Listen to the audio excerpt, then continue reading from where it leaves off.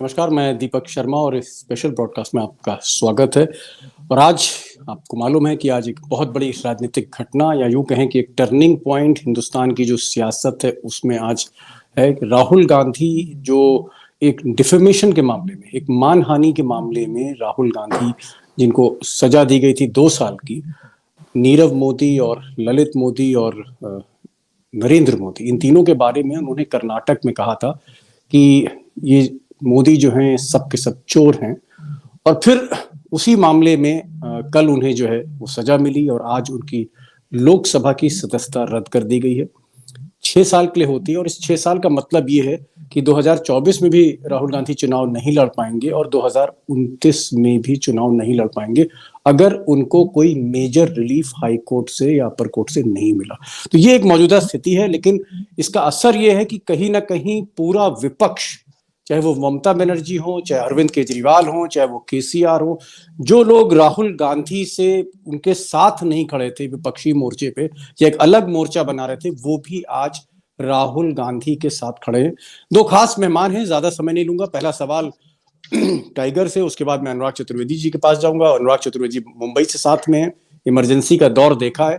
और मुझे लगता है कि मैं टाइगर के पास आऊंगा। टाइगर, ये जो आज की घटना है, और मेरा पहला सवाल है कि क्या ये घटना राहुल गांधी की जिस तरह से सदस्यता रद्द की गई, हमने देखा कि जो मामला है वो डिफेमेशन का है, एक राजनीतिक भाषण है, और राजनीतिक भाषण में मोदी जी ने भी बहुत कुछ कहा है। और अमूमन लोग कहते हैं, नेता कहते हैं, अपनी रैलियों में कहते हैं, चुनाव के समय में कहते हैं, लेकिन उस भाषण को लेकर जिस तरह से गुजरात की एक अदालत में मुकदमा दर्ज होता है, फिर उस अदालत में वो मुकदमा जानबूझ के लंबित किया जाता है, फिर वहां पर एक मजिस्ट्रेट बदलते हैं, और जब मजिस्ट्रेट आते हैं और एक मुफीद समय होता है तो राहुल गांधी को वहां सजा दे दी जाती है, और वो भी मानहानि के मामले में मैक्सिमम सजा दी गई उनको, और आज उनकी सदस्यता रद्द की गई। आपको लगता है कि ये एक ऐसी कार्रवाई थी कि मोदी जी का असली चेहरा सामने आ गया है? क्या वाकई एक आपातकाल जैसी स्थिति है? आपातकाल से भी भयंकर स्थिति है। आपातकाल, घोषित आपातकाल होता है दीपक जी, तो ये पता होता है कि आपातकाल है, लेकिन तथाकथित लोकतंत्र के आड़ में ये अघोषित आपातकाल ये ज्यादा तकलीफ वाला होता है, क्योंकि पता ही नहीं पड़ता कि सामने क्या है। राहुल गांधी पे अभी 4 मुकदमे और चल रहे हैं, 2 महाराष्ट्र में, एक गुवाहाटी में और एक झारखंड में है। झारखंड यदि छोड़ दिया तो महाराष्ट्र और गुवाहाटी में भी 2-2 साल की सजा होगी, तो कोई आश्चर्य नहीं होगा। लोअर कोर्ट है और जुडिशरी कैसी होती है, मैं माफी चाहता हूं ये बोलने के लिए, और मैं ये व्यक्तिगत रूप से इस पे यदि कुछ हो तो मैं इसकी रिस्पॉन्सिबिलिटी लेता हूं कि मैं अशोक वानखड़े स्वयं रिस्पॉन्सिबिलिटी से के साथ कह रहा हूं। वो इतनी बड़ी सजा नहीं, इतनी बड़े का बात नहीं थी कि जो पूरे 2, जितने सबसे ज्यादा जो सजा है आईपीसी सेक्शन 499 और 500 में 2 साल की, तो मैक्सिमम सजा देने के लिए उन्हें यदि ये कहा होता कि पूरे देश के मोदी चाहे किसी भी जात धर्म के हो, सबके सब चोर है, उन्होंने कहा कि ये जो चोर पकड़े जा रहे हैं इनके सरनेम मोदी क्यों होते हैं, और हास्यास्पद है एक सज्जन खड़े हो जाते हैं जिनका नाम मोदी है, वो कहते हैं कि मोदी समाज हमारे समाज को गाली दी। आज मुझे भारतीय जनता पार्टी के राष्ट्रीय अध्यक्ष जेपी नड्डा के दिवालियापन पे, दिमागी दिवालियापन पे दया आती है। उन्होंने कहा कि पूरे देश के ओबीसी को गाली दी राहुल गांधी ने। बेसिकली गुजरात में या महाराष्ट्र में भी, अनुराग जी महाराष्ट्र में ही है, मैं तो मराठी मानता हूं उनको, जनरली आपके कामों से आपका नाम सरनेम तय होता है। महाराष्ट्र देशमुख, ये देशमुख ही इकट्ठा करने वाले थे। पाटिल ये सरनेम नहीं था, एक ओहदा था। गुजरात में जो परचून का दुकान चलाते हैं या तेल आटा नमक ये बेचते हैं, उनको मोदी कहते हैं। वो किसी भी धर्म का हो सकता है। पीलू मोदी पारसी थे। इसी लोकसभा में यदि ये लोग इतिहास देखें लोकसभा का, तो लोकसभा में बोला कैसा जाता है, ये एनसाइक्लोपीडिया थे पीलू मोदी। रूसी मोदी, ये तेली नहीं थे, ये पारसी थे।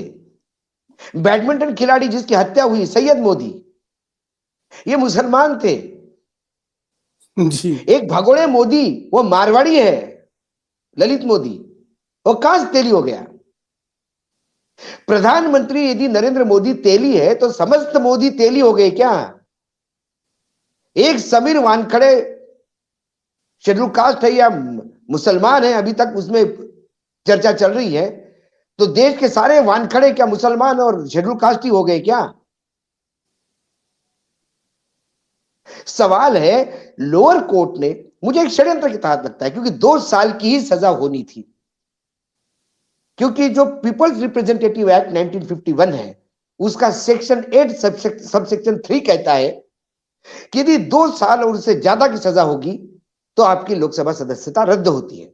तो ये बेसिकली 2 साल की सजा ही समझ के परे है। लेकिन मानना पड़ेगा मुझे, और मैं इस मामले में एक तो मिसाल कायम कर दी हमारे स्पीकर साहब ने। कल शाम तक डिसीजन आया, डिसीजन की कॉपी उनके पास आई होगी, क्योंकि स्पीकर हो गए या बाकी जो जो संवैधानिक पोस्ट पे लोग रहते हैं, वो अखबार के खबरों से या ब्रेकिंग न्यूज के भरोसे डिसीजन नहीं लेते। वो बाकायदा न्यायालय की कॉपी होनी चाहिए उनके लेकिन पास। लेकिन भाऊ न्यायालय की कॉपी कल आई होगी, और आज जैसी आई, सुबह जब प्रधानमंत्री और शायद गृह मंत्री भी मिले हैं स्पीकर साहब से, तभी मुझे लग रहा था कि ये 100% आज तक इनका ये होगा। अब लेकिन इसमें यहाँ पर होगा भाऊ क्या? एक सवाल यहाँ पर ये है। मैं आगे एक जी। मिनट, एक सेकंड लूंगा। आगे क्या होगा? अभी जिस तत्परता के साथ इन्होंने उनकी सदस्यता रद्द की, मुझे लगता है आज सदस्यता रद्द करने के तुरंत 2 या 3 मिनट बाद चुनाव आयोग को भी सूचित किया गया होगा कि वायनाड की सीट खाली हो गई, चुनाव करवाइए। चतुर्वेदी जी भी जुड़े हुए हैं बॉम्बे से। चतुर्वेदी जी, भाऊ ने काफ़ी कुछ सामने रखी, टेक्निकल बातें सामने रखी जो कांग्रेस भी रख रही है। मैं आपसे, क्योंकि आपने इमरजेंसी के दौर को भी देखा और पूरे 80 और 90 के दशक की राजनीति देखी, और आज की भी आप राजनीति देख रहे हैं, नरेंद्र मोदी की इस कार्रवाई के बाद, क्योंकि जिस तरह से राहुल गांधी पे घेराबंदी हो रही थी अडानी कांड को लेकर, और लगातार वो अडानी का मसला कर रहे थे, और अडानी पर पहले उनकी स्पीच एक्सपेंज की गई, उनको बोलने नहीं दिया गया, हाउस नहीं चला। उसके बाद जब वो कैम्ब्रिज से लौटे तो ये तक कोशिश हुई कि इनको एक्सपेल कर दिया जाए। मतलब लगातार बीजेपी की कोशिश थी, नरेंद्र मोदी के जो मंत्री थे उनकी कोशिश थी कि राहुल गांधी को कहीं ना कहीं एक एक्सपेल्शन का हम एक प्लान देख रहे थे, आवाज बंद कराने की कोशिश थी। और अब ये गुजरात के ही एक लोअर कोर्ट का ये जजमेंट आ गया 2 साल वाला। आपको लगता है कि राहुल गांधी एक उनका कद बड़ा है, उनको इससे नुकसान नहीं हुआ? नुकसान दरअसल मोदी को हुआ है, नुकसान दरअसल मोदी का जो एक चेहरा है, जहां पर ये कहा जाता है कि साहब एक अनडिक्लेयर्ड पार्लियामेंट कर रखी। अगर हम हिसाब किताब देखें तो मोदी को इससे फायदा मिलेगा राहुल गांधी की राजनीति खत्म करने से, या एक नया राहुल गांधी आप देखते हैं आज के बाद? मुझे लगता है कि देखिए, इंदिरा गांधी की भी सदस्यता रद्द की गई थी, सोनिया गांधी को भी प्रॉफिट के मामले में उनको भी एक बार फिर से उपचुनाव लड़ना पड़ा था, और राहुल गांधी को भी अब ये सजा लोकसभा के अध्यक्ष ने या लोकसभा सेक्रेटेरिएट ने दी है। मुझे ऐसा एक और भी महसूस होता है कि अडानी और मोदी का जो नापाक रिश्ता था, उसकी लक्ष्मण रेखा, मोदी जी को ऐसा लगता होगा कि राहुल गांधी ने वो लक्ष्मण रेखा को पार कर दिया। तो इसके मूल में जो संदेश जो जाता है, वो अडानी और मोदी का जो रिश्ता जो बना, जो कि एक मुझे ऐसा लगता है कि उनके लिए राजनीतिक रूप से काफी नुकसानदायक है। और ये अगर भारत की जनता को ये मालूम पड़ जाता है कि हमारा जो प्रधानमंत्री है वो एक व्यापारी के इशारे पे नाचता है, और विपक्ष को भी व्यापारी के नाते और रिश्ते के कारण उसको ध्वस्त करना चाहता है, तो भारत की जनता मुझे नहीं लगता कि ये सब सहन कर पाएगी। क्योंकि आपने देखा होगा कि जब अत्याचार की आपातकाल में भी जब बच्चों को उठा लिया गया, छोटे छोटे गरीब लोगों की जो बस्तियां थी उनको उजाड़ दिया गया, जेलों में सबको बंद कर दिया गया। तो ये, लेकिन इसमें आप देख रहे हैं कि केवल एक व्यक्ति को ही निशाना बनाया जा रहा है, क्योंकि अगर आप देखेंगे कि और जो लोग हैं वो चुपचाप थे, वो सह रहे थे, वो उनसे डरे हुए थे। और ये जो डर था वो ईडी का था, इनकम टैक्स का था, और तरह तरह के से पहले सीबीआई अरेस्ट करती है, फिर ईडी आके अरेस्ट कर लेती थी। तो मुझे ऐसा लगता है कि ये विपक्षी एकता की धूरी है। 23 मार्च को अगर हम लोग बात इस रूप में याद करते हैं कि उस दिन भगत सिंह को फांसी हुई थी, या जो कवि जो थे हमारे पंजाब के, उनको आतंकवादियों ने मारा था, तो इसी तरीके से अब मुझे लगता है कि इतिहास में जो है ये 24 मार्च का दिन इस रूप में याद रखा जाएगा कि राहुल गांधी को एक सजा के रूप में, एक षड्यंत्र के रूप में, विपक्ष को तोड़ने के रूप में लोकतंत्र की हत्या कर दी गई थी। मैं इसको लोकतंत्र के लिए एक बहुत बुरी खबर मानता हूं, और ये भी मानता हूं कि राहुल गांधी का कद, कांग्रेस का कद, उनको एक घर बैठे बिठाए मोदी ने ऐसा मौका दे दिया है जो इंदिरा गांधी ने जयप्रकाश जी को गिरफ्तार करके दिया था। ये विनाश काले विपरीत बुद्धि है, ये सत्ता का अहंकार है, और सत्ता का अहंकार जो होता है वो ज्यादा दिन तक नहीं चलता है। जिस तरीके से सत्ता अपना दिखा रही है, उनको बोलने नहीं दी गया, उनको माफी मांग रहे की धमकी दे रहे थे, और अब उनको ही लोकसभा से 6 साल के लिए अगर निष्कासित किया जाता है, तो ये भारत की राजनीति में विपक्ष को एक करने वाला, राहुल गांधी का आज का एक्सपल्शन विपक्ष की राजनीति के लिए सीमेंट है। ये सीमेंट से ही अब सब जुड़ जाएंगे, क्योंकि उनको मालूम है जब सबसे बड़े आदमी को, और आपने देखा होगा कि माफिया जो होता है वो एक आदमी को जो सबसे ताकतवर होता है उस पे हमला करता है, जिससे कि सब डर जाते हैं, लेकिन कई बार सब उठ भी खड़े होते हैं। तो ये भारत की राजनीति के लिए उठ खड़े होने का मौका आया है। जी दीपक जी। जी टाइगर, आपको क्या लग रहा है कि कहीं ना कहीं अति हो गई और कुछ ज्यादा ही मोदी सरकार ने कर दिया, या गुजरात में जो भी हुआ, क्योंकि गुजरात में जो भी मामला था उसके पीछे मोदी जी के एक चेले थे जिन्होंने ये कंप्लेन करी थी। आपको लगता है कि मोदी जी की ये जो गेम है, मोदी जी का ये जो दांव था, मोदी जी पे उल्टा पड़ने वाला है? बुरी तरह से उल्टा पड़ने वाला है। आपदा में अवसर मोदी जी ही नहीं, बाकी राजनीतिक दल भी ढूंढना चाहते हैं। राहुल गांधी को पहला माइक बंद कर दिया, फिर उन्होंने कहा कि ये झूठ बोलते हैं कि माइक ही कभी बंद नहीं होते। अखबारों में आर्टिकल्स पे आर्टिकल आ रहे हैं कि माइक कैसे बंद किए जाते हैं, लेकिन वीडियो तो है कि राहुल गांधी बोल रहे हैं कि देखो मेरा माइक म्यूट किया गया है। उसके बाद में लोकसभा राज्यसभा में जैसे ही कांग्रेस वाले घोषणा देने वेल में आ जाते हैं तो आवाज म्यूट की जाती है। ये हमने लोकसभा राज्यसभा का प्रदर्शन करते हुए देखा। राहुल गांधी का पूरा भाषण एक्सपेल कर देते हैं उसमें से, कार्यवाही से, वो भी हमने देखा। अब तो आपने राहुल गांधी को ही एक्सपेल कर दिया है। नहीं, मोदी जी आज क्या सोच रहे होंगे? मैं देख रहा हूं कि मीटिंग भले ही कल हुई हो, मोदी जी आज बनारस चले गए और अमित शाह कर्नाटक चले गए। मोदी जी यदि सही राजनीतिज्ञों की तरह सोचते तो इस इशू को इतनी बड़ी हवा नहीं देते। जेपीसी बना के विपक्ष का मुंह बंद कर देते। जेपीसी चलती रहती है पूरे साल भर, और जेपीसी आज तक 4-5 जेपीसी जो बनी है देश आजाद होने के बाद, किस जेपीसी ने क्या निर्णय दिया बताइए मुझे? एक भी जेपीसी कोई निर्णय पे पहुंची? एक भी जेपीसी ने कोई फर्क किया? लेकिन ये अहम था, ये मद है अपना, ये दिमाग में हवा जाना है कि अब मैं इतने सारे, मैं ही सब कुछ हूं। जब आदमी अपने आप को भगवान समझने लगता है तो फिर आदमी किसी को नहीं सुनता। कोई कह रहा था, कांग्रेस में आज कह रहा था कि साहब एक नया दौर इंडिया में शुरू हुआ है, जिसके प्रमाण धीरे धीरे सामने आ रहे हैं कि भारत में मोदी जी शी जिनपिंग के रास्ते, प्यूतिन के रास्ते, जैसे प्यूतिन ने रूस पे कब्जा जमा लिया या शी जिनपिंग का कब्जा, कुछ इस रास्ते पर मोदी जी चल पड़े। आपको लगता है कि हिंदुस्तान मोदी जी के लिए इस रास्ते पर चलने के लिए लाल कालीन भी बिछाएगा, या 24 में उनको जवाब दे देगा? ये चाइना नहीं है, ये रशिया नहीं है गुरुजी, ये भारत है। मोदी जी से लाख गुना पढ़ी लिखी इंदिरा गांधी थी। इनके डिग्रियों को तो अभी भी लोग तलाश रहे कौन सी यूनिवर्सिटी में दी जाती है। अच्छी बोलती थी, विश्व में इनसे अच्छी उनकी इमेज थी। उस जमाने में सोशल मीडिया नहीं था, उस जमाने में मार्केटिंग नहीं करते थे। उस जमाने में कोई प्रधानमंत्री खुद जाने के पहले लोगों को नहीं भेजते थे व्यवस्था करने के लिए, नाचो नाचो, मैं आने के बाद आवाज लगाओ, मैं आने के बाद नाचो। इसकी व्यवस्था नहीं होती थी।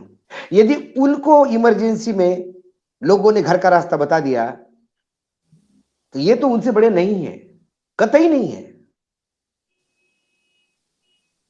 और इंदिरा गांधी जी भी जब अपने आप को भगवान समझने लगी थी तभी उन्होंने इमरजेंसी और ऐसी ऐसी चीजें लेकिन लाई आपको थी। लगता नहीं टाइगर, आपको लगता नहीं कि जब अगर मोदी जी के दिमाग में सारी चीजें चल रही होंगी और भाई उन्हीं का चेला था जो परनेश मोदी है, बीजेपी का विधायक है, उस विधायक को नड्डा एक फोन कर देते नहीं नहीं, ये करवाया परनेश होगा मोदी भाई। को और कहते कि अरे भाई ऐसा है कि आप विड्रॉ करिए। ये ये मैंने क्या तो कहा क्या आपको, अमित शाह ने और नड्डा सोच, ने मोदी जी को समझाया छोटी नहीं कि भाई छोटी छोटी सोच वाले लोग यही बात करेंगे, ऐसे ही काम करेंगे। जिसको अपने कर्तृत्व पे, अपने शौर्य पे, अपने मेहनत पे विश्वास होता है, वो अपनी लाइन बड़ी करता है, दूसरे की लाइन छोटी करने में नहीं काटता। ये भाषण रिकॉर्ड में से निकाल दो, माइक बंद कर दो, बोलने मत दो, केसेस में उलझा दो, सांसद की सदस्यता रद्द कर दो, ईडी सीबीआई भेज के जेल करवा दो, पोस्टर छपने पे एफआईआर दर्ज कर दो कि दिल्ली विद्रूप हो रही है, अच्छी नहीं दिख रही है, इसलिए एफआईआर दर्ज होगी एक एक्ट के तहत। अभी तमाम मोदी जी के बारे में जो पोस्टर छपते हैं और ये फला अध्यक्ष बन गया, अभी वो बीजेपी ने अध्यक्ष बनाया नया, देखना पूरे बीजेपी के पोस्टर लग जाएंगे दिल्ली में। तो दिल्ली में क्या भाजपा के नेता में क्या फूल लगे हैं भैया? तुम्हारे पोस्टर लगते से दिल्ली खूबसूरत हो जाती है और विरोधियों के पोस्टर लगते, लोग समझते नहीं क्या? लेकिन इनकी सोच है, छोटे दिमाग के लोग जब ये करेंगे तो यही सोच होगी और इसीलिए इस लो लेवल पे आते हैं आदमी। बड़प्पन तो वो होता है, वो जवाहरलाल नेहरू जी का बड़प्पन था। वो कहते थे कि अटल जी के सामने कोई तेज तर्रार नेता नहीं खड़ा करना चाहिए, क्योंकि अटल जी भले ही विपक्ष के हैं लेकिन अटल जी जैसे आदमी विपक्ष पार्टी सदन में होना चाहिए। और जब अटल जी को किसी से मिलवाते थे, किसी फॉरेन डिग्नेटरी से, तो कहते थे कि आने वाले भारत का भविष्य है। तब उन्होंने ये नहीं सोचा कि ये बीजेपी का आदमी, मैं कैसा मिलवा दूं। आज के जी डेट में कोई यदि डिग्नेटरी मिलना चाहे राहुल गांधी को तो ये बोल दे उसको क्यों जा रहे हो उधर। ये जी छिछोरापन है। राजनीति में प्रगल्भता होनी चाहिए, मैच्योरिटी होनी चाहिए। ये जो छिछोरापन आया है, ये इससे देश की छवि भी खराब हो रही है, राजनीति की छवि खराब हो रही है। चतुर्वेदी जी, अभी टाइगर आपके पास आऊंगा। आपको लगता है कि राहुल गांधी से जिस तरह का सलूक किया जा रहा है, अगर वाजपेयी होते, अडानी होते तो शायद उनका उस लेवल पर इतने नीचे ना उतरते। ये जो मैसेज है क्या गया राहुल गांधी को एक स्पीच पे, जिस तरह से उनकी राजनीति खत्म कर दी गई, उनका राजनीतिक कैरियर खत्म करने की कोशिश है, उनकी सदस्यता रद्द की गई और अगर हाईकोर्ट ने रिलीफ नहीं दी तो राहुल गांधी आने वाले समय में चुनाव नहीं लड़ पाएंगे, न 2024 का न 2029 का। आपको लगता है कि मोदी जी का एक ऐसा रूप सामने आया है जिसकी कल्पना इस देश ने 2014 में नहीं की थी? मुझे लगता है कि ये, मुझे तो कोई ये नया रूप नहीं लगता है। उनका रूप मैं 2002 से देख रहा हूँ। वो काफी विंडिक्टिव है। उनका जो उनकी लक्ष्मण रेखा को क्रॉस कर लेता है उसको वो सहन नहीं कर पाते हैं। वो कोई सहिष्णु राजनेता नहीं है। भली वो अभी अपने आप को भगवान विष्णु का अवतार मान रहे हो या ऐसा राजनेता मानते हो जिसकी लोकप्रियता है, मैं उनकी लोकप्रियता को नकारता नहीं हूँ, लेकिन वो या तो दोस्तों के दोस्त है या दुश्मनों के दुश्मन है। ये जो बाइनरी है वो ब्लैक एंड व्हाइट में ही देखते हैं हर चीज को, वो ग्रे में नहीं देखते। क्योंकि राजनीति जो है केवल मेरा पक्ष या माई वे और हाईवे, ऐसा नहीं चलता है। और सबसे बड़ी बात यह है कि एकमात्र आवाज जो थी भारत में मोदी, अडानी और उनके व्यापारी मित्रों के खिलाफ उठाने वाला राहुल गांधी ही थे। मुझे ऐसा लगता है कि राहुल गांधी ने जब पदयात्रा कर ली और अडानी पे जब उनका खुलासा पार्लियामेंट में किया, वो मोदी जी के लिए असहनशील हो गया। मोदी जी बहुत ही असहनशील, असहिष्णु और लोकतंत्र के प्रेमी नहीं है। वे जिस तरीके की राजनीति चाहते हैं उसमें एक भय का वातावरण रहना चाहता है। उनकी पार्टी में भी क्या आपको लगता है लोकतंत्र है? नड्डा जी कोई लोकतांत्रिक रूप से चुने गए अध्यक्ष है? भारतीय जनता पार्टी, सबसे बड़ी कमजोरी बात यह हुई कि आरएसएस ने भी मोदी जी के सामने समर्पण कर दिया और यही समर्पण की कीमत आज देश को देनी पड़ रही है, क्योंकि आरएसएस जैसा भी हो, बुरा हो, वो भारतीय जनता पार्टी का एक कंट्रोलिंग अथॉरिटी था। और जब 2014 के बाद में आरएसएस की शक्ति क्षीण हो गई, आरएसएस के ज्यादातर नेता सत्ता के लालच में पड़ गए, भ्रष्ट हो गए और अपना रास्ता भूल गए और उनको लगा था कि राम मंदिर बनने के बाद अभी हमारी भूमिका खत्म हो गई है। लेकिन मुझे लगता है कि सांस्कृतिक दल ने भारत के लोकतंत्र को एक धोखा दिया है। मुझे ये भी महसूस होता है कि मोदी जी ने एक तरीके से हमारे लोकतंत्र को ऐसा एक घातक घाव दे दिया है जिसको को भरना कई वर्षों लग जाएंगे, क्योंकि ये साधारण घटना नहीं है, ये असाधारण घटना है और इसके राजनीतिक परिणाम भी मैं आपको बताता हूँ असाधारण निकलेंगे। ये भारतीय जनता पार्टी की विदाई का काल आ गया है, क्योंकि उनको अंधेरा ही अंधेरा दिखाई देगा। अब उनके लिए उजाले की कोई भी किरण मुझे नजर नहीं आती।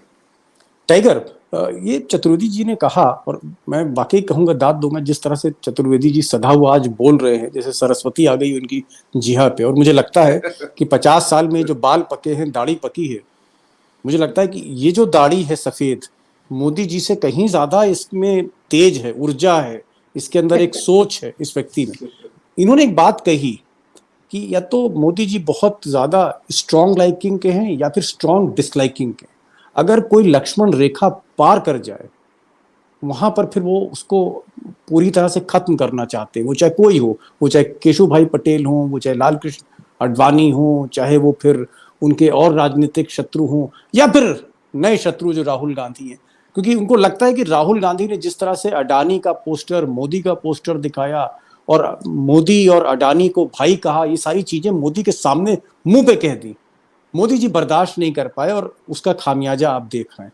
मैं ये आपसे पूछना ये चाह रहा हूं कि मोदी जी को अगर आप आज से 50 साल बाद देखेंगे तो क्या उनको आप one of the best prime minister मानेंगे या one of the worst prime minister मानेंगे? One of the worst prime minister, तमाम हरकतों की वजह से।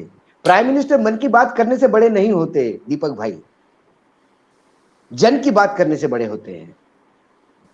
या माईवे और हाईवे है, ये पर्सनैलिटी इतनी स्ट्रांग है कि यदि मैं किसी को पसंद करूं तो वो भगवान होगा और ना पसंद करूं तो वो बर्बाद होगा। टाइगर, आप क्या बात कर रहे हैं? अभी मुझे तो ये पता लगा कि बीजेपी की तरफ से कोशिश हो रही है कि मोदी जी को नोबेल पीस प्राइज दिलवाया जाए और नोबेल प्राइज कमेटी के कोई साहब आए भी थे, उन्होंने कहा था कि साहब ये तो पीस अवार्ड इनको देना चाहिए। इतनी शांति मोदी जी ने कर दी है, तो एक तरफ नोबेल प्राइज देने की बात हो रही है उनको, ऐसा उन्होंने कुछ नहीं कहा। आप कह रहे हैं कि बस प्राइम मिनिस्टर। उन्होंने, भाई देखो, नोबेल प्राइज भी वो लेना चाहेंगे और नोबेल प्राइज सिर्फ पीस का नहीं लेना चाहेंगे, वो फिजिक्स का भी लेना चाहेंगे, मैथमेटिक्स का भी लेना चाहेंगे, क्योंकि उनसे बढ़िया बजट कोई नहीं देता। फिजिक्स और साइंस में वो जो नाली के ऊपर उल्टा मटका लगा के गैस जलाते हैं, वो विधा आज विश्व में कोई नहीं कर पाया। कंप्रेस्ड किए बगैर गैस को जलाना ये सिर्फ मोदी कर सकते हैं। वो उसकी भी, साइंस की भी, मतलब केमिस्ट्री की भी नोबेल लेना चाहते हैं, वो फिजिक्स की भी नोबेल लेना चाहते हैं, क्योंकि बादलों में प्लेन जाने से रडार पे नहीं आता, ये बादलों के पीछे प्लेन उड़ाने की टेक्नोलॉजी सिर्फ उन्हीं के पास है। वो फिजिक्स का भी नोबेल लेना चाहते हैं, वो कई नोबेल लेने चाहते हैं, अकेले नहीं। वो साहित्य का भी नोबेल लेना चाहते हैं, क्योंकि कई साहित्यिक कविताएं तो लिखते थे, वो नहीं कविताएं लिखते ही थे। कई साहित्यिक जो दीपक चौरसिया ने उनकी एक कविता पढ़ी थी, उन्होंने लिखी थी मोदी जी ने। नहीं, दीपक चौरसिया जी को तो ये भी बहुत परेशानी हो रही थी कि वो जेब में पर्स रखते कि नहीं पर्स रखते, क्योंकि दीपक को लगा कि ये सवाल पूछने से, मतलब उस दीपक की बात करवाता हूँ चौरसिया जी, ये उसको लगा कि देश की बहुत बड़ी समस्या है, पूरा विश्व ये जानना चाहता है कि प्रधानमंत्री के पॉकेट में पर्स है कि नहीं। बहुत चिंतित थे दीपक ये पूछने के लिए। जैसे अक्षय कुमार आम काट के खाते या चूस के खाते में इंटरेस्टेड थे, तो वो नोबेल लेना चाहते हैं। वो साहित्यिक है, कई दशकों के शतकों के अलग अलग साहित्यिकों को इकट्ठा बिठा के वो चर्चा विमर्श करवाने की भी बात करते हैं। वो इतिहासकार भी है, वो कईयों को पद्मश्री और पद्म भूषण दिलवाने में मदद करते होंगे, चर्चा है। ऐसे उनके आशीर्वाद के बगैर तो हो नहीं सकता। 2014 के बाद जो इतिहास लिखा गया है, आजादी 2014 के बाद मिलने पे पद्मश्री भी मिलता है, वाई कैटेगरी की सिक्योरिटी भी मिलते हैं। कई यूनिवर्सिटीज जो जी जो पाकिस्तान टाइगर, यूनिवर्सिटीज मैं आपकी वो बात भारत समझ का रहा हूं। पार्ट बन सकती है, मैं भारत पाकिस्तान का पार्ट बन सकती है। ज्योग्राफी का भी वो नोबेल ले सकते हैं, क्योंकि उनकी ज्योग्राफी जबरदस्त स्ट्रांग है, वो बाकी हम जी लोगों को समझ में नहीं आता। नहीं, मैं पॉलिटिकल क्वेश्चन पे इसी पे आ रहा हूँ। आज के फैसले के बाद जिस तरह से राहुल गांधी को जेल भेजने की उल्टी गिनती शुरू हो चुकी है, उनकी राजनीति खत्म करने की उल्टी गिनती शुरू हो चुकी है, आपको लगता है कि मोदी जी की भी कहीं ना कहीं उल्टी गिनती शुरू हो रही है? अगर हम 2024 का फाइनल देखें, क्या आपको लगता है कि मोदी जी के लिए अब मुसीबत भरे दौर आ रहे हैं? क्योंकि मैं आज देख रहा हूं कि विपक्ष अब धीरे धीरे एक हो रहा है, और याद रखिएगा विपक्ष के पास 63% वोट है इस देश का, मोदी मैं जी के फिर पास 37% है। मैं अगर फिर कह विपक्ष रहा एक हो गया तो मोदी जी की सारी गणित बिखर सकती है। हूं, मैं आपको फिर कह रहा हूं दीपक भाई, मैं विपक्ष की तरफ भी नहीं जा रहा हूं, मैं 35 और 65 में भी नहीं जा रहा हूं। वो जो 35 इनके पास है वो रहेगा क्या? वो 100 में से 35 इसलिए आया था क्योंकि एक नया विकास का मॉडल देश के सामने था। सारा काला धन वापस आने वाला था, महंगाई 100 दिन में खत्म होने वाली थी, 5 करोड़ के जॉब मिलने वाले थे एक साल में, हर साल। आंखें लाल करके देखेंगे तो चाइना कई मील पीछे जाने वाला था। या चाइना आंखें बाहर निकालने के बाद भी अंदर ही अंदर आ रहा है, समझ नहीं आ रहा है क्या करें। उसके लिए थी, जन की सुनने के लिए थी, अपनी मन की कहने के लिए 35% ने वोट नहीं दिया। आज मुझे बताइए, क्या राहुल गांधी ने मोदी समाज को चोर कहा था? उसने ये नहीं कहा कि सारे के सारे मोदी चोर हैं। उनने कहा कि ये जितने भी चोर निकल रहे गुजरात से, ये मोदी क्यों होते हैं भाई? एक सटायर था पॉलिटिकल। क्योंकि भाई ये भी तो प्रधानमंत्री ने भी तो पूछा, नेहरू क्यों नाम नहीं लगाते गांधी की जगह? तो पूरे गांधी समाज का अपमान हो गया। यहां पर टाइगर एक सवाल और उसके बाद मैं अनुराग जी के पास जाऊंगा। ये जो राहुल गांधी ने भाषण दिया, ये 2019 में पिछले चुनाव के समय दिया था, और मुझे याद आ रहा है कल हमने ये पूरा का पूरा बयान चलाया भी था उनका ये कहना था कि नीरव मोदी और उसके बाद ललित मोदी, फिर नरेंद्र मोदी, प्रिय मोदी, ये उन्होंने कहा। लेकिन जो मानहानि, उस वक्त इलेक्शन कमीशन ने कोई संज्ञान नहीं लिया। उस वक्त कोलार में जहां उन्होंने भाषण दिया था, वहां पर किसी को कोई दिक्कत नहीं थी, कोई शिकायत नहीं थी, देश में किसी को शिकायत नहीं थी। ये जो मुकदमा हुआ ये गुजरात में हुआ, और गुजरात में जो कंप्लेनेंट है वो कोई आम मोदी नहीं है, वो कंप्लेनेंट है मोदी जी का एक मंत्री उस वक्त, जो आज विधायक है सूरत से, आज विधायक है। और उस वक्त मंत्री था, मोदी जी का खास आदमी ने उसमें एफआईआर कराई। उसके बाद एफआईआर कराने के बाद उसने अपनी ही एफआईआर में स्टे ले लिया हाईकोर्ट में जाके, क्योंकि कहीं ना कहीं वो जो जज था उसका थोड़ा रुख ठीक नहीं था। फिर जब जज सही आ गया, जिसका हम अर्थ लगा सकते हैं, तो हाईकोर्ट में फिर गया मोदी जी का विधायक, और मोदी जी के विधायक ने कहा कि अब हम चाहते हैं कि केस चले। और फिर जब केस चला तो ऐसी सजा हुई कि मैक्सिमम सजा दे दी, जो मामला बनता नहीं था। आपको लगता है कि ये सारा खेल हुआ है कहीं? आपको ऐसा लगता है प्लानिंग है? अच्छा, उसने बड़ा इनोसेंटली कहा कि इसको पॉलिटिकल रंग मत दे दीजिएगा, मोदी समाज के खिलाफ उन्होंने बोला। अब मेरा सवाल यह था कि मोदी समाज है कहां? मराठा समाज हो सकता है, सोनार समाज हो सकता है, दलितों का समाज हो सकता है, वडार महार मांग जो भी है। वानखड़े समाज कहां से हो सकता है? जाट समाज हो सकता है, चौधरी समाज कहां से हो सकता है? मैंने बोला यही तो कहा, तो फिर आपके समाज में ही मोदी है ऐसा किसने कहा आपको? पीलू मोदी भी तो है पारसी, ललित मोदी भी तो है गुजरात मारवाड़ी मारवाड़ी भी हैं जी, मारवाड़ी है, और उसके बाद वो भी तो है सैयद मोदी। और उन्होंने जिस ललित मोदी को गुजरात कहा वो तो राजस्थान का है। मतलब मोदी टाइटल है बेसिकली। मोदी टाइटल है, मैंने यही तो कहा। परचून की दुकान चलाने वाले, तेल आटा ये बेचने वालों को मोदी कहते थे। और मैं आपको और बता दूं, ये घर के अंदर जो भंडारण जहां किया जाता था उसे मोदी खाना कहते हैं कई जगह पे। जो स्टोर रूम होता है अनाज अनाज रखने का, किचन को लग के, चलिए खैर वो तो उसे उसे टाइगर टाइगर टाइगर टाइगर एक समझ मैं नहीं, देखिए हाँ। लोगों को भी समझ लेना चाहिए कि न्यायपालिका कैसी खेलती है राजनीति के हाथ में। अब मोदी खाना,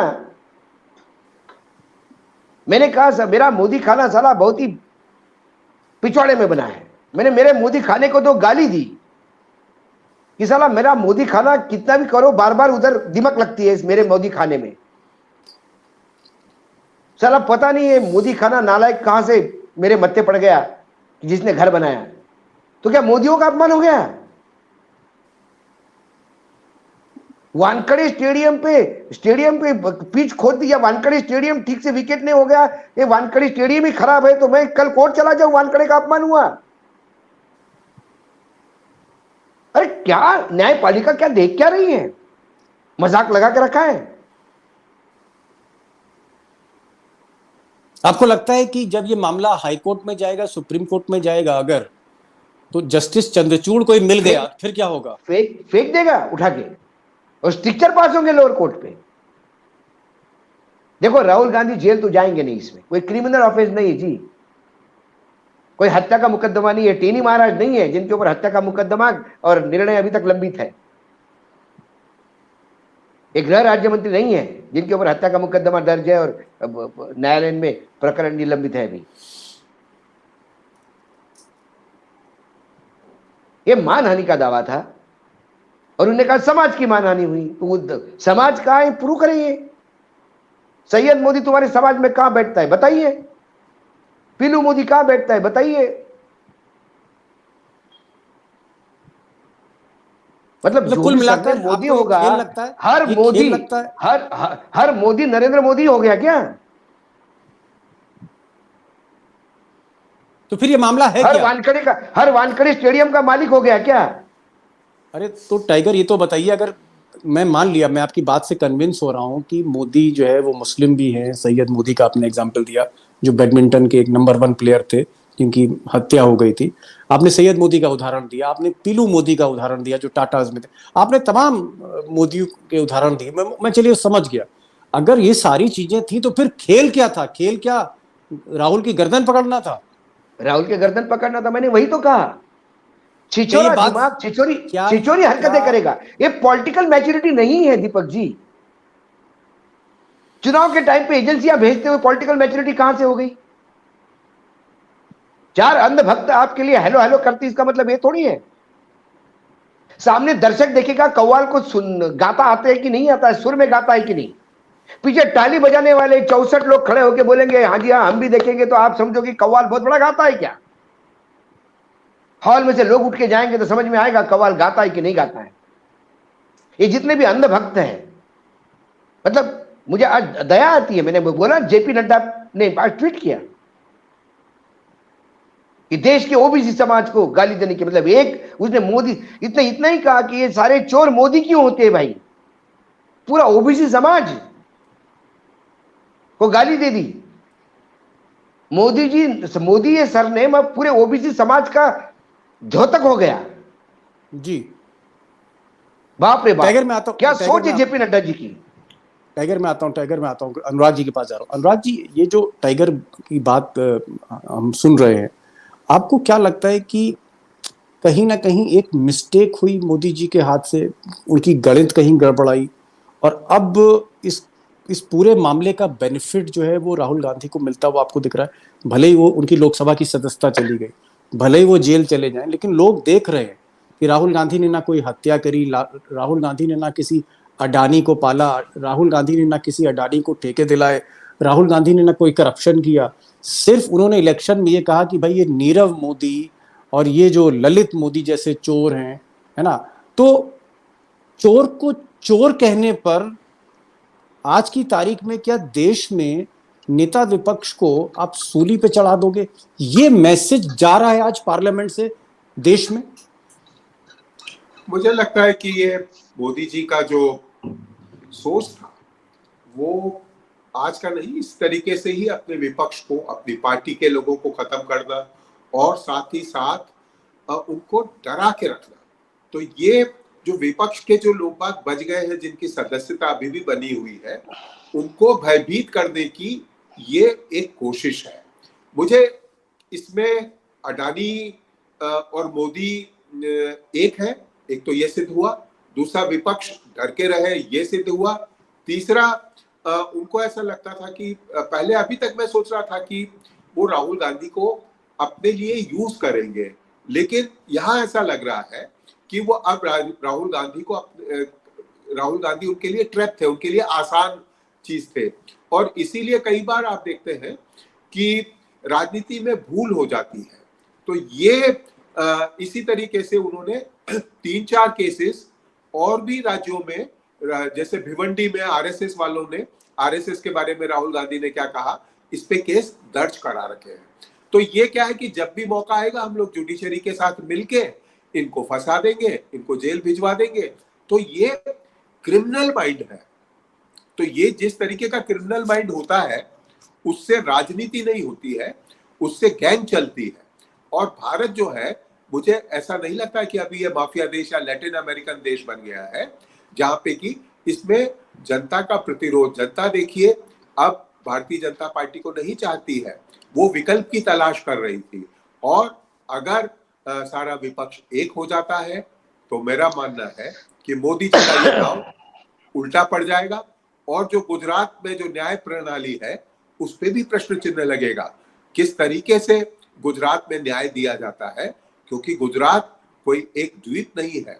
और मुझे ऐसा ये भी महसूस होता है कि गुजरात की जो न्याय प्रणाली है, जो लोअर कोर्ट्स हैं, वो भारत के और कोर्ट से भी थोड़े कमजोर है। उनमें न्याय खरीदा जा सकता है क्या, ये लगता है। क्योंकि ये जो विधायक जो थे, या जो अभी मोदी जी के जो, जिनको हम लोग खास कह रहे हैं, वो खुद भी मोदी नहीं थे।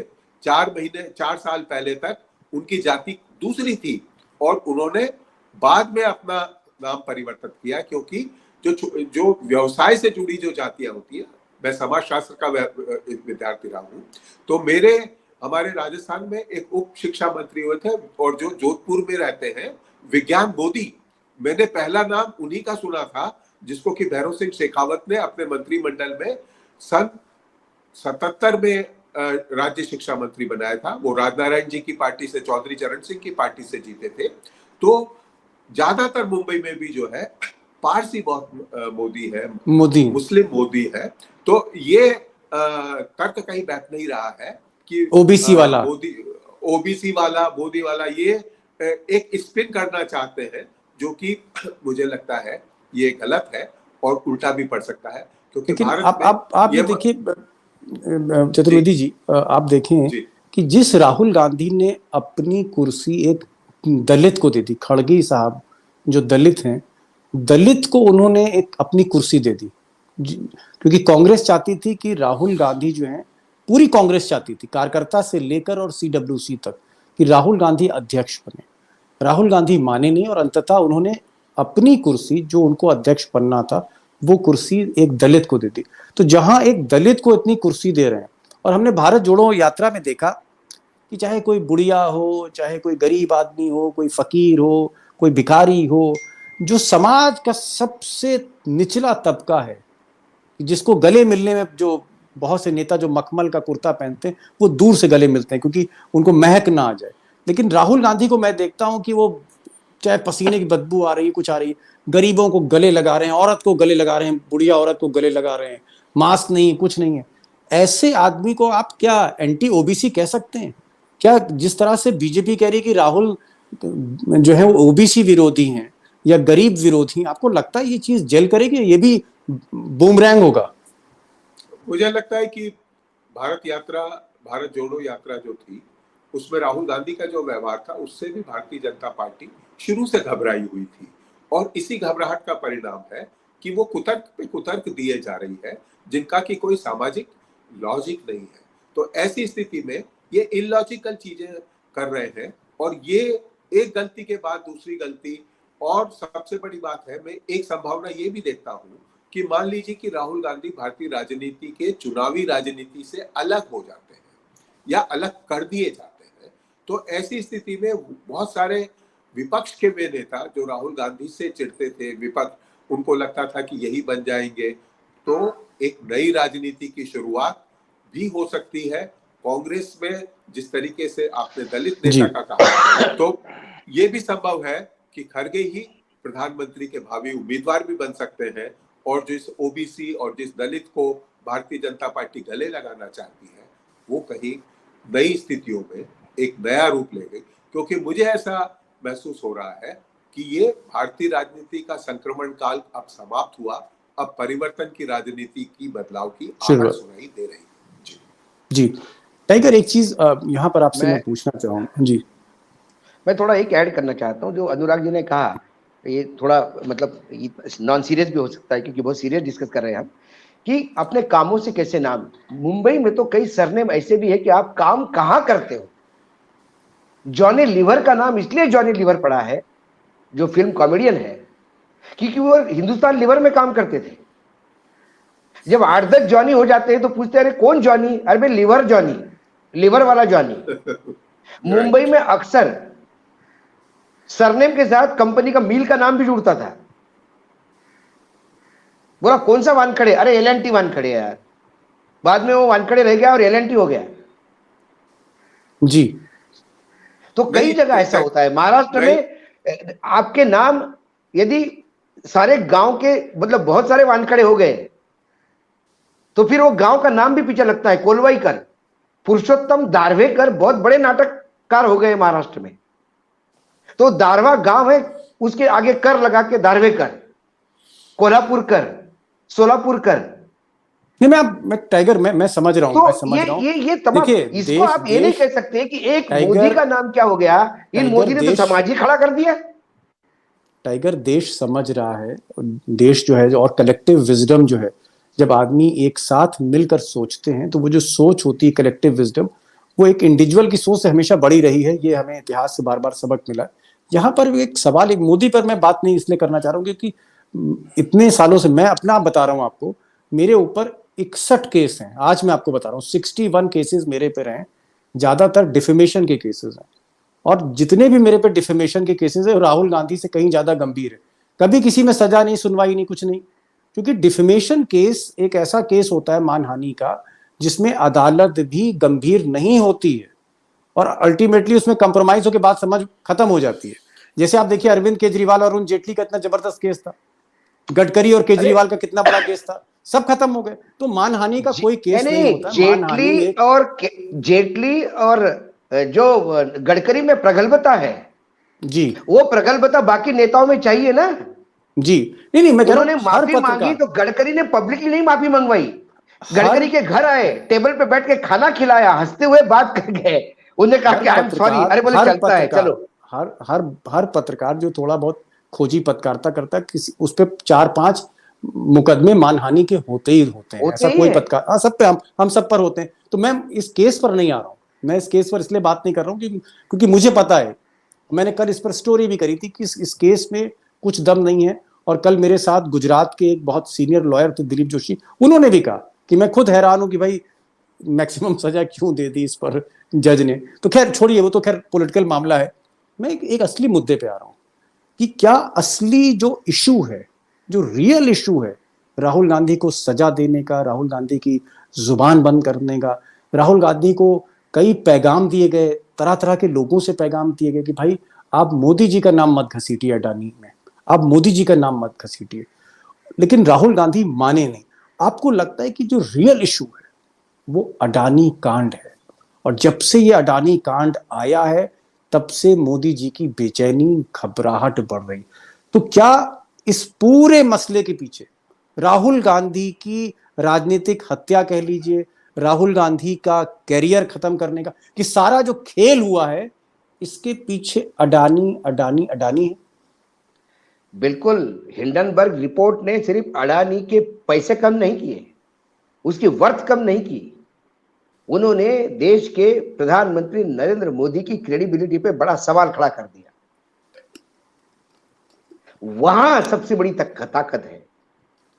अडानी जी बर्बाद हो जाए, मोदी जी को कोई फर्क नहीं पड़ता। अडानी जेल जाए तो भी फर्क नहीं पड़ता। अडानी के चलते मोदी बर्बाद हो रहे, इससे बड़ा टेंशन है। चौकीदार चोर दिखाई देने लगा लोगों को, यह बड़ा टेंशन है। सवाल उठ रहे भाई, देश की सुरक्षा को लेकर सवाल उठ रहे। देश, मैं पुराने वीडियो देखता हूं, कविता उन्होंने सुनाई थी किसी की, बिकने नहीं दूंगा, देश बिकने नहीं दूंगा, झुकने नहीं दूंगा, झुकने नहीं दूंगा, बिकने नहीं दूंगा। वो इसलिए बिकने नहीं दूंगा कि खुद ही बेचेंगे, ये नहीं पता था। आरोप लग रहे हैं, सामने जाइए, आरोपों का सामना करिए। सवाल उठ रहे, उसका जवाब दीजिए। जी। सवाल पूछने वालों का मुंह बंद करके आप सवाल खत्म नहीं कर सकते। अर्जुन ने सवाल उठाए, श्री कृष्ण ने गीता सुनाई। जी। अर्जुन श्री कृष्ण को कहते थे, फल मार बांट, मैं भूला पीछे, चल, फालतू की बात करता है। फिर बाद में लात मार के उतार देते अर्जुन को, ए भीम तू आ जा, ये साला मूर्ख है, इसको कुछ अकल नहीं है, तू आ जा, तू ही चला बाण। ये तो नहीं बोला उन्होंने। उन्होंने उसका निराकरण किया। प्रश्न होंगे, प्रश्न के उत्तर जरूरी है, और लोकतंत्र में तो खेल ही प्रश्नों के उत्तरों का है। संसद किस लिए लगती है? संसद का भत्ता लेने के लिए लगती है? संसद क्या अपना बिल बढ़ाने के लिए और पैसा निकालने के लिए लगती है? इस देश की संसद लगती इसलिए है कि देश की तमाम समस्याएं वहां डिस्कस हो जाए, सवाल पूछे जाएंगे, और सवाल सरकार से पूछे जाएंगे, सवाल विपक्ष पूछेगा, सवाल मीडिया पूछेगा, सवाल सामान्य इंसान पूछेगा आरटीआई के द्वारा। वो अधिकार है उसको। उसके जवाब आप नहीं दोगे और कहोगे कि ये देशद्रोही है। अरे एक हो सकता है, दो हो सकते हैं, तीन हो सकते हैं, सारे देशद्रोही है। जो सवाल पूछे वो देशद्रोही, जो अखबार लिखे वो देशद्रोही, जो चैनल बोले वो देशद्रोही, जो चाटुकारिता करे, चरण चाटे वो देशभक्त। पद्मश्री वाई कैटेगरी की सिक्योरिटी। टाइगर, लास्ट क्वेश्चन आपसे, उसके बाद लास्ट क्वेश्चन मैं अनुराग जी से, फिर मैं वाइंड अप करूंगा। मेरा लास्ट क्वेश्चन ये है कि क्या ये टर्निंग पॉइंट है पूरे अपोजिशन के लिए, और क्या आपको लग रहा है कि अपोजिशन, चाहे वो ममता बनर्जी हो, अखिलेश यादव हो, या फिर केसीआर हो, या केजरीवाल हो, सब अपने गिले शिकवे खत्म करके एक हो सकते हैं इमरजेंसी की तरह? क्या आपको लग रहा है कि विपक्ष एक हो सकता है? मैं उस पर भी नहीं जाता। मैं आखिरी कमेंट कर रहा हूं, नरेंद्र मोदी के युग का यह टर्निंग पॉइंट है। 2014 एक टर्निंग पॉइंट था, जो नरेंद्र मोदी जी एब्सोल्यूट सत्ता में आए थे। उसके बाद आज का टर्निंग पॉइंट है कि मीटर डाउन हो गया है, काउंटडाउन बिगन्स। और जनता, आम जनता, मैं विपक्ष मजबूर होगा एक होने को। ये पिछली बार जनता ने विपक्ष को एक किया था। जनता का आक्रोश देख के विपक्ष को समझ में आ गया था कि इस आक्रोश को यदि भुनाना है तो हमें साथ होना होगा। यहाँ पर मैं यहाँ रोकूंगा टाइगर आपको, मैं यहाँ पर रोकना पड़ रहा है। अमित शाह कह रहे हैं कि हम 2024 में जनवरी में राम मंदिर बना देंगे। उधर मोदी जी ने जो काशी विश्वनाथ का कॉरिडोर बना दिया, और हम मथुरा में वृंदावन की भी तैयारी कर रहे हैं। तो जो हिंदू मेजॉरिटी है, 80% हिंदू हम लोगों के साथ है। मंदिर बनने के बाद एक ऐसी फिजा मोदी जी के लिए होगी कि पूरा देश शंखनाद करेगा। तो उनको अभी भी उम्मीद है कि जो हिंदू मेजॉरिटी है, कहीं ना कहीं जो ध्रुवीकरण है, वो फिर से तीसरी बार मोदी जी को प्रधानमंत्री बना सकता है। और ये जेल भेजना और ये भ्रष्टाचार और ये चोर, ये सब ये कोई मतलब नहीं इसका। सिंपल सा एक सवाल मेरा है आपके माध्यम से आदरणीय गृह मंत्री को, चाणक्य को, बीजेपी के। 2019 एक पीक पीरियड था नरेंद्र मोदी जी का। उस 80 में से 35% ही क्यों इनके साथ आ गए? बाकी हिंदू क्यों नहीं आए? क्या हिंदू ममता को दुश्मन मानते हैं? केसीआर को दुश्मन मानते हैं? नवीन पटनायक को दुश्मन मानते हैं? केजरीवाल धर्म बदल दिया। उद्धव ठाकरे, क्या डीएमके को दुश्मन मानते हैं? ठाकरे को दुश्मन मानते हैं? पवार को दुश्मन मानते हैं? आपने गांधी परिवार को तो मुसलमान से लेके क्या क्या, क्रिश्चियन से लेके क्या क्या दे दिए। छोड़ दीजिए गांधी परिवार को, क्या नीतीश हिंदू नहीं है? क्या छठ पूजा के दिन अपने पत्नी के साथ तेजस्वी नहीं जाते घाट पे? वो हिंदू नहीं है? ये किसने कहा आपको हिंदुत्व का सर्टिफिकेट सिर्फ राम मंदिर में जाने से ही मिलेगा? योगी आदित्यनाथ तो उस पीठ के पीठाधीश है जहां तो राम की पूजा ही वर्जित है। वो तो ना अपने पीठ का सम्मान कर रहे, ना राम जी का सम्मान कर रहे हैं। छोड़ देते वो गोरखनाथ का पीठ। ये एटीएम समझ रहे हैं राम मंदिर को। ये जनता को जितना मूर्ख समझ रहे हैं उतनी मूर्ख है नहीं दीपक भाई। नहीं तो यूपी और गुजरात छोड़ के बाकी जगह ये अपनी सत्ता कहां है मुझे बताइए। मैं बार बार सवाल पूछता हूं आपको, कई प्रोग्राम में पूछ चुका हूं। या तो कांग्रेसियों को लाके सरकार बनाई है इसने, उधार के सिंदूर पे सरकार चलाते हैं, 2 विधायकों पे अपनी सरकार कहते हैं, और हम तालियां बजा के कहते हैं कि देखो सर्वव्याप्त है, सर्वव्याप्त है। जनता इसका जवाब देगी। हिंदू मुस्लिम कार्ड मुश्किल होगा बिल्कुल नहीं, खेलना? बिल्कुल नहीं होगा। कौन सा उसकी कार्ड मुसलमान उद्धव ठाकरे जैसे लोग हैं, नहीं नहीं मेरी बात सुनिए ना। केजरीवाल जैसे लोग हैं। कौन से मुसलमान ने अभी क्या कर दिया? कितने दंगे हुए? कौन सा मुसलमान खतरा दे रहा है? बीच बीच में आप इस मुस्लिम संगठन को पकड़ो, उस मुस्लिम संगठन को पकड़ो, उसकी परिणति तो कोई दिखती नहीं, सजा होता हुआ तो दिखता नहीं। आपके ही गुजरात में 100 लोग पकड़े जाते हैं और फिर 28 साल के बाद सब कोर्ट से छूटते हैं। तो क्या हम ये माने कि उल्टी गिनती राहुल की नहीं शुरू हुई, उल्टी गिनती गुजरात लॉबी की शुरू हो गई? बिल्कुल गुजरात लॉबी की उल्टी गिनती शुरू हो गई है। तानाशाही प्रवृत्ति की उल्टी गिनती शुरू हो रही है। राजनीति में, प्रजातंत्र में विरोध की जगह जो समाप्त करना चाहते हैं उनकी उल्टी गिनती शुरू हुई है। इस संविधान का नाम लेकर संविधान की धज्जियां उड़ाने वालों की उल्टी गिनती शुरू हुई है। अब इसमें आप तमाम लोग गिन लीजिए जो जो ये कर रहे हैं। जी अनुराग जी, आप ही के लिए मैं रुका हुआ था। अंतिम सवाल मेरा आपसे है, आपको लगता है कि क्या राहुल गांधी को इस पूरी घटनाक्रम से फायदा हो रहा है, पब्लिक सिंपैथी उनको मिलेगी? और मोदी जी जिन्होंने एक छवि बनाने की कोशिश करी थी, हिंदू हृदय सम्राट, कोई उनको पृथ्वीराज चौहान कह रहा था, कोई कह रहा था कि मर्यादा पुरुषोत्तम की झलक इनमें दिखती है, कोई कह रहा था कि ये साहब वाजपेयी से भी कहीं 10 गुना आगे हैं मोदी। वो जो मोदी है जिसको नोबेल पुरस्कार देने की बात हो रही, उनका कहीं ना कहीं कद घटा है, दिल छोटा दिख रहा है, कद कम हो रहा है, और लग रहा है कि वो बदले की भावना। बिल्कुल बिल्कुल। आपका लास्ट कमेंट। बिल्कुल। मुझे लगता है कि भारतीय राजनीति में मोदी जी जो है वो एक स्टेट्समैन की भूमिका में आ सकते थे, लेकिन आज उन्होंने खुद ने ही अपने पैरों पे कुल्हाड़ी मार ली।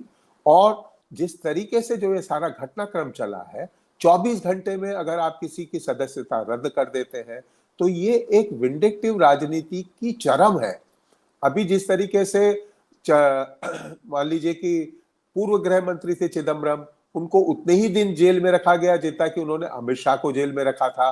तो ये जो बदले की भावना की जो राजनीति होती है वो थोड़े समय के लिए आदमी को बड़ा संतुष्टि देती है, लेकिन दीर्घ काल में वो राजनीति आपके गले में, आपके माथे पे ऐसा कलंक लगा देती है जिसको मिटाना मुश्किल होता है। ये कलंक की राजनीति शुरू हुई है। जी, आपने धर्म, साहित्य, समाचार सब पे आपका और इतिहास पर भी बड़ा बोध है। हिंदुत्व की जो विचारधारा है, हमारा जो हिंदू समाज है, हमारी जो संस्कृति है, वहां पर बदले की भावना, दिल छोटा करना, किसी न किसी तरह से किसी को भूलना नहीं, बदला लेने के लिए किसी भी हद तक चला जाना, क्या हमारे हिंदू समाज में इस तरह के व्यक्तित्व को बहुत दिनों तक मान्यता मिल सकती है? मुझे नहीं लगता कि हमारे समाज में बदले की भावना कोई एक समाज का स्थायी नियम है या स्थायी रूप है, लेकिन ये जरूर लगता है कि जो बदला लेते हैं उनको इतिहास याद नहीं रखता है। आज जो हुआ है उससे मोदी जी को एक इतिहास में वो फुटनोट बन गए हैं उनके ऊपर पहले मुझे लगता था एक पेज लिखा जाएगा, लेकिन ये आज के बाद में वो इतिहास के फुटनोट बन गए हैं।